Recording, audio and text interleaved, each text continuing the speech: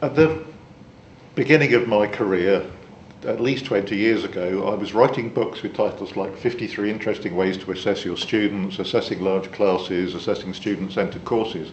And they are packed full of things that individual teachers could do on their courses, sometimes without anybody's approval or even them knowing outside the module. So it's things that people could just get on with.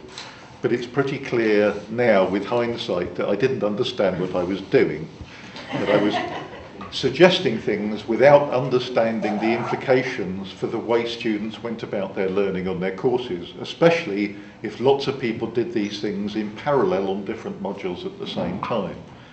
What I've got to share with you today is my current state of understanding of what it is about assessment that results in students going about their learning in sensible, productive ways, and also where it goes wrong.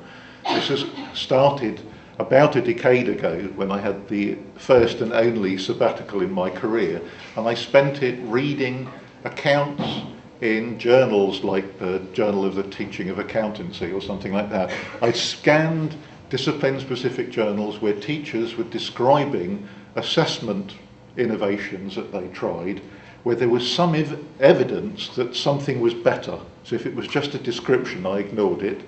But if they had some evidence that student performance was better, or their class attendance was better, or whatever it was, I would try and look at it and understand what is going on here. What is it about this innovation and assessment that's doing this?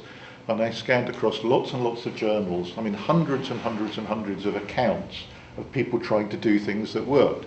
And they were often the kinds of things that were in my books. It's just, you know, the kind of innovations you can imagine people doing. But I was looking at them alongside each other and trying to work, what was it about it that made the difference? And at the same time, reading literature that was educationalist literature, which says, what's going on when you give feedback? How do students get a sense of what they're supposed to be doing through assessment? Things like that, trying to understand the frameworks and putting the two together. And we've now got to a point in the project, the TESTA project based at Winchester that Bath-Spa's involved in, we're able to apply the outcomes of a way of looking at things, ways of finding out what's going on and interpreting it, diagnosing what's happening, and using that to talk with course teams about degree level changes in assessment that, with a bit of luck, have positive impacts on student learning outcomes. We've got to the point where we've got evidence about impacts within a way of looking at things. So that's what I've got to share with you. I'll start some way back with some cueing you into things that students say about assessment and things like that before we get to the conceptual framework and the evidence.